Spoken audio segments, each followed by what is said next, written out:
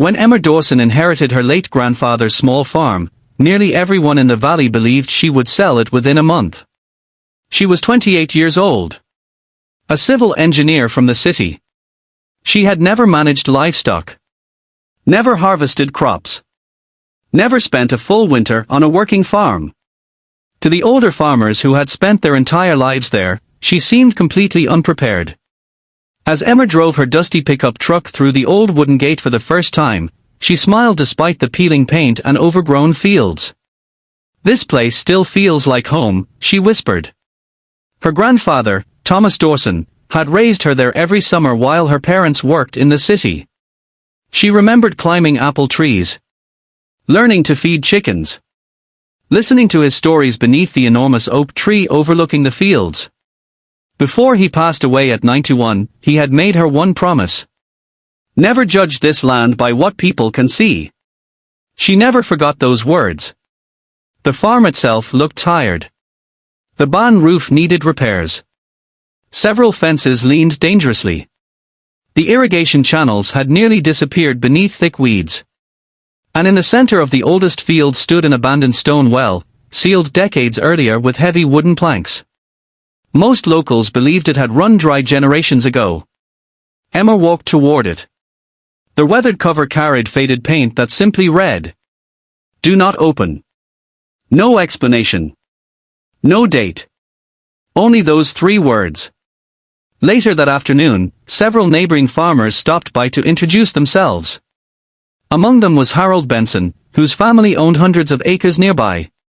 He looked at Emma kindly but skeptically. "Planning to stay?" "I am. You'll learn farming isn't like engineering." Emma smiled. "I expect to learn a lot." Another farmer chuckled.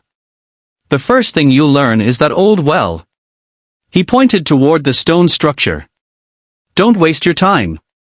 It dried up before my father was born." Others nodded. "Your grandfather covered it for a reason." Emma asked. "Did anyone ever inspect it?" The group exchanged confused looks. "No. There wasn't any point. It's useless." Emma thanked them for the advice. Still, something about the well stayed in her mind. That evening she searched through boxes inside the farmhouse attic. Among faded photographs and handwritten letters, she discovered her grandfather's old field journals. Each notebook contained weather observations, crop rotations, and careful sketches of the property dating back nearly 50 years. Late into the night she read page after page. Near the end of one journal she found an unusual entry. "The well isn't empty." Emma frowned. She continued reading. "Sometimes protecting something means letting everyone believe it has no value." There were no further explanations. Only a rough hand-drawn map of the farm with a small star marking the old well. The next morning, curiosity overcame caution. Emma walked back to the stone structure carrying gloves, a flashlight, measuring tools, and a camera. The wooden cover had weathered badly. Carefully, she examined the supports before lifting one corner. A nearby tractor stopped. 2 neighboring farmers watched from across the fence. One laughed.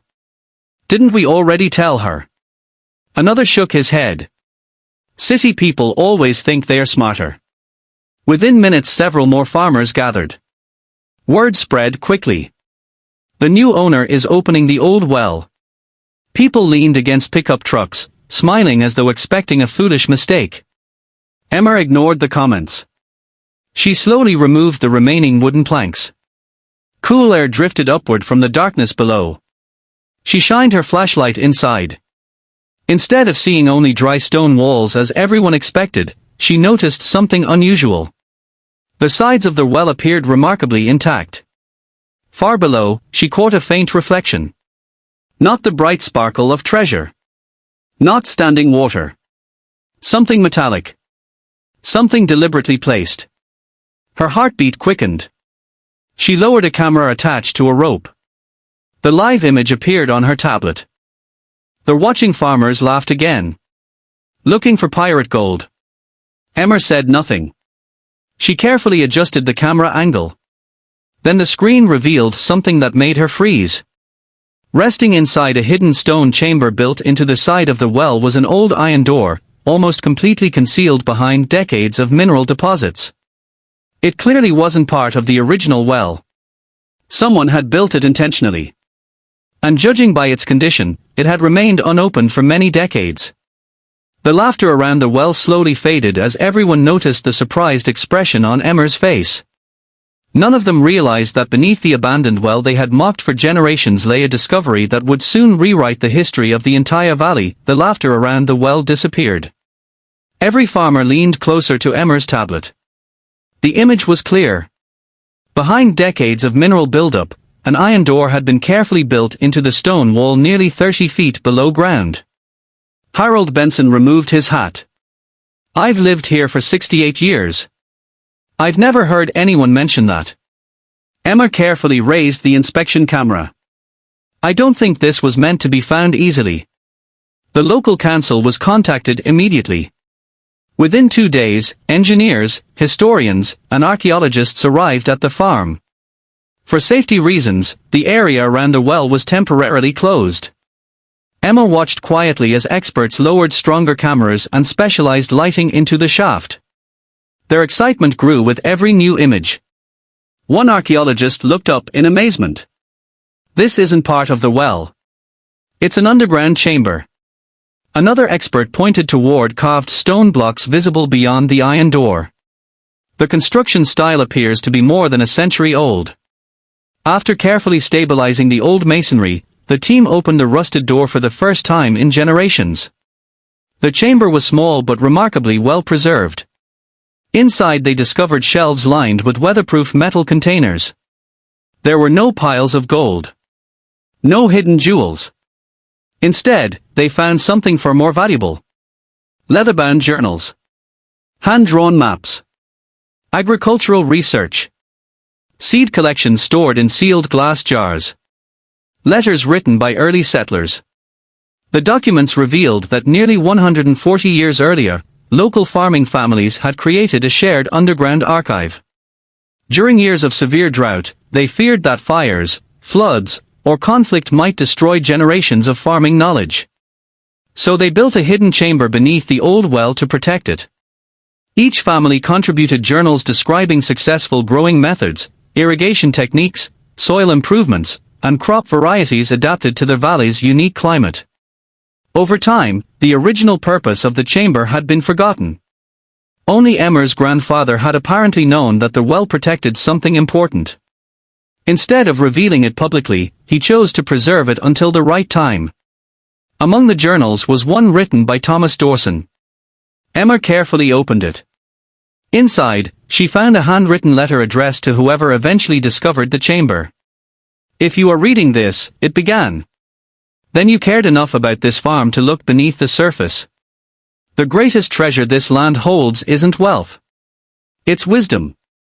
Our ancestors survived because they shared knowledge instead of competing with one another. I hope the next generation remembers that." Emmer quietly wiped away tears.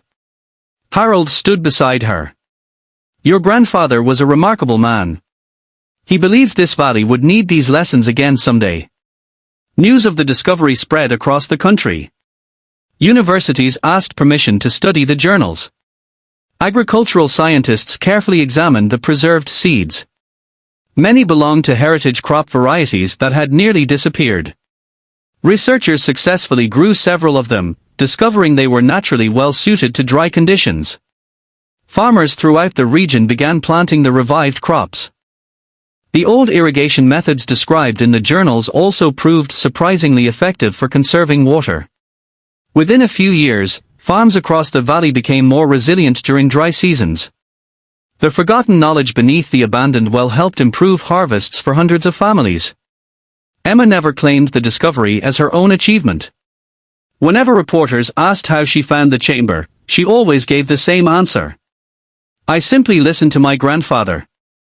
Instead of selling the farm, Emma restored it. The abandoned barn became a small agricultural museum where visitors could learn about the valley's farming history. The old well remained protected beneath a glass structure. School children visited every year. Emma enjoyed showing them the original journals. She always ended each tour with the same lesson. People laughed when I opened this well because they believed it had nothing left to offer. But history has a funny way of rewarding curiosity. Years later, one little girl raised her hand. Were you angry when everyone laughed at you? Emma smiled. No. Sometimes people laugh because they don't understand. That's not a reason to stop asking questions. As the children looked through the restored journals, Emma glanced toward the old oak tree where her grandfather had once shared stories with her. She could almost hear his voice again. Never judge this land by what people can see. He had been right. People remembered the story because farmers laughed when a young woman opened an abandoned well. But those who knew the full story understood that the real treasure wasn't gold or precious stones. It was the knowledge, cooperation, and hope preserved by generations of ordinary families, proving that the greatest discoveries are often hidden beneath the places everyone else has stopped believing in.